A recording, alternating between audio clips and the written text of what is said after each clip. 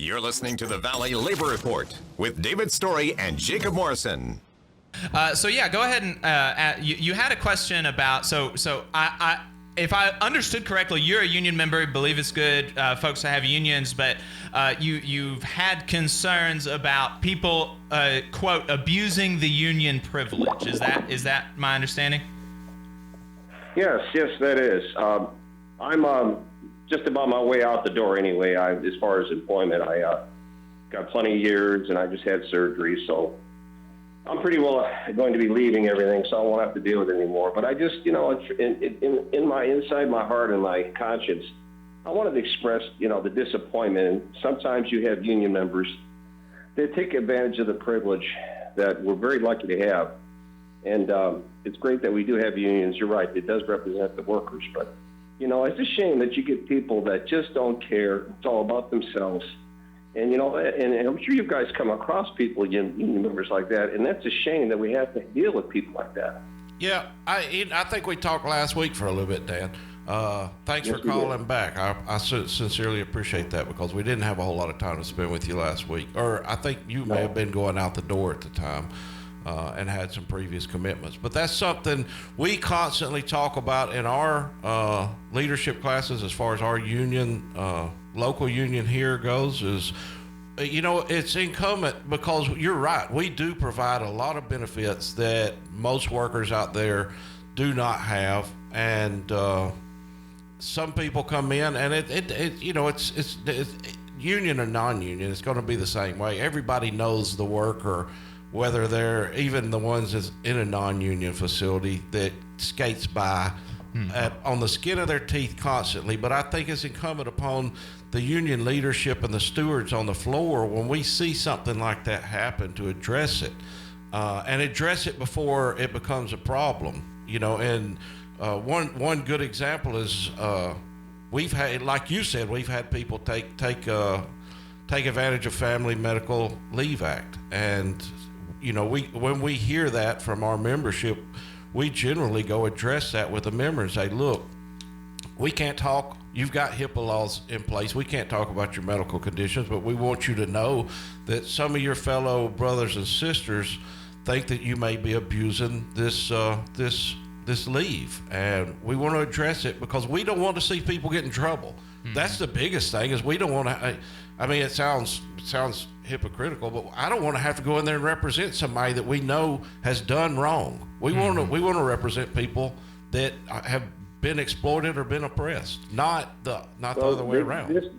And I want to say really quick, Dan, and then I'll let Kayla get in on here as we're coming up. We've got about 4 minutes left, but like David said, I think it's important to address these issues and for brothers and sisters on the job to have these conversations with one another. But I think that even given the one or two or three or four coworkers that you're going to have that do abuse the systems that we have in place, I think it's much better that we have these systems to protect the majority of workers that don't abuse the system. And I think that you're going to have a lot more frequent and more egregious examples of taking advantage of things, quote unquote, from the boss, from the executives, from the people in the management, and that's but because their salaries are so much more, because they have so much power over us, I think that's the thing to stress. But Kayla, I want to I want to hear your thoughts on this. Yeah, no, I mean, I agree with you, Jacob, that I think the bigger kind of scandal is on management side of generally taking advantage of people and stacking the deck so that they're benefiting. But you do sometimes see people like this. I think that education is a big tool. New member orientation and explaining to them, here's what the union is. The union is fought really hard to get you these things. Do not abuse them. Mm-hmm. This is all about as strong as we can be. If you're taking advantage of this, maybe you're putting someone else's FMLA or their medical leave in a precarious situation. We're all here together. Don't be selfish. Definitely take something if you need it. Certainly, absolutely take it, because that's what it's there for. But think about it as a collective. Think about as the union, as our position and how we can strengthen it in the future to be able to win better and more benefits for our workers. Yeah. Dan, did you have? It sounded like you may have a follow up to that. Go ahead. I do. I'd like to add. I'd like to add to it. The workforce. Not everyone. I'm not going to say everybody in the workforce lately, but a lot of the people just don't really care, and they don't want to put the effort in. You're talking about a guy that is. I've worked for 26 years. I had 8 months of sick leave. I'm using it now because I'm getting surgeries, but I came into work early every day for 26 years, an hour early every day off the clock, which probably is going to make you guys go, oh my God, you're off the clock. Well, I did it. You know why I did it? Because I take pride in my work. I got my route ready to go.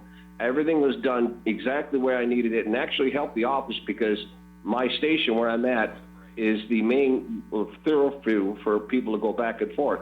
And for me to do what I did, to clean it up, to get everything out of the way so people can get through, helped the office. So I was very unselfish. And unfortunately, guys and ladies, I think what's going on now is you have a lot of selfish people that don't really care. They think that people owe them something, and that's not the way it works. Yeah. Unions and management, you all need to pull together. We need to work and do the job. That's what you're there for. You're not there to have a little vacation. You're there to make the company a profit and to have make you a good living for your family. Agreed? Yeah. Hey, Dan, we just got a few seconds left. Yeah, and I appreciate your call. You're absolutely correct, and I wouldn't hold it against you for coming in early, because it really speaks to what unionism is and what we do as workers, is because we get that negative connotation that we're lazy a lot of times, and the fact is most of our union workers go above and beyond, probably more, because they recognize that they are more well compensated, have better benefits, and they're coming in and doing more for the companies. Folks, we got about 30 more minutes. And we had another question for Kayla. Have you got some more time? No, we've got I'm sorry. Yeah. We're coming up on a commercial break. We'll be right back with some more with Kayla Blado. You're listening to the Valley Labor Report with David Story and Jacob Morrison. This story. Thanks for tuning in. We appreciate your time. If you want to see what we're up to throughout the week and get our snide quips about the news of the day, then you should follow us on social media.